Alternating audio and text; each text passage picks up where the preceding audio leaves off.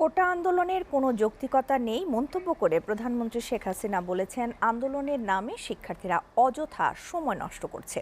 যারা এর আগে কোটা বিরোধী আন্দোলন করেছিল তারা পরীক্ষা দিয়ে বেশি পাশ করেছিল এমন প্রমাণ নেই।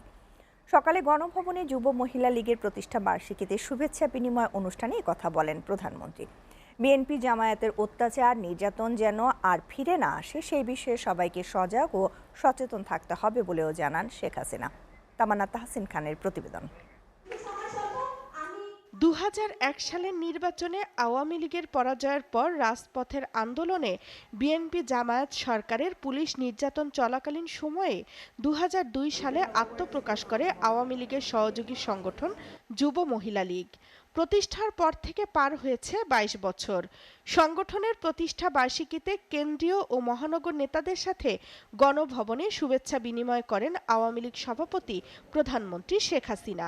বঙ্গবন্ধু শেখ মুজিবের প্রতি শ্রদ্ধা জানাই। নিজ হাতে গড়া সংগঠন সৃষ্টির সংক্ষিপ্ত পটভূমি তুলে ধরে তিনি বলেন, শুরু থেকেই দেশের মানুষের অধিকার প্রতিষ্ঠায় কাজ করছে যুব মহিলা লীগ। যুব মহিলা লীগ প্রতিষ্ঠা লগ্ন থেকেই কিন্তু দেশের মানুষের অধিকার প্রতিষ্ঠার জন্য সংগ্রাম করেছে। সেই সাথে আমি আরেকটা কথা বলবো যে এই সংগ্রামের পথ বেয়েই কিন্তু আজকে আমরা সরকারে আসতে পেরেছি।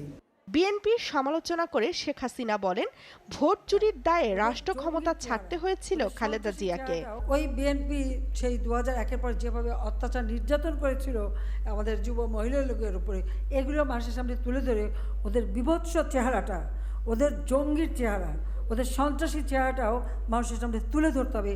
যাদের এই অত্যাচার নির্যাতন যেন আবার ফিরে না আসে তার জন্য সবাইকেই আমার মনে হয় আরও বেশি সক্রিয় থাকতে হবে। কাজে মানুষকে সচেতন করতে হবে। আদালতের রায়ের পর কোটা আন্দোলনের কোনো যৌক্তিকতা নেই মন্তব্য করে সরকার প্রধান বলেন, শিক্ষার্থীরা পড়াশোনা না করে অযথা সময় নষ্ট করছে। ছেলেমেয়েরা লেখাপড়া বাদ দিয়ে এখন কোটা বিরোধী আন্দোলন করে, সেখানে মেয়েরাও করে। এখানে আমার একটা প্রশ্ন আছে, যারা এর আগে কোটা বিরোধী আন্দোলন করেছিল তারা পাবলিক সার্ভিস কমিশনে কতজন পরীক্ষা দিয়েছিল আর কতজন পাস করেছে সেই হিসাবটা একটু বের করা দরকার। তারা দেখাক যে পরীক্ষা দিয়ে তারা বেশি পাস করেছিল, মেয়েরা বেশি পাস করে বেশি চাকরি পেয়েছে কিনা, সেটাকে তারা প্রমাণ করুক। আর হাইকোর্টের রায় এটার বিরুদ্ধে এভাবে আন্দোলন করা, এটা তো সাবজুডিস। যুব মহিলা লীগের নেত্রীদের সার্বজনীন পেনশনে যুক্ত হওয়ার আহ্বান জানান প্রধানমন্ত্রী শেখ হাসিনা। তো সরকারি চাকরিজীবী তারাই পেনশন পায় আর বাকিরা বঞ্চিত থাকে। কাজে কেউ যাতে বঞ্চিত না থাকে সেই জন্য কিন্তু বিভিন্ন স্তর ভেদে আমাদের এই সার্বজনীন পেনশনের ব্যবস্থা করা আছে। আমি মনে করি। তামান্না তাহসিন খান, এসএ টিভি, ঢাকা।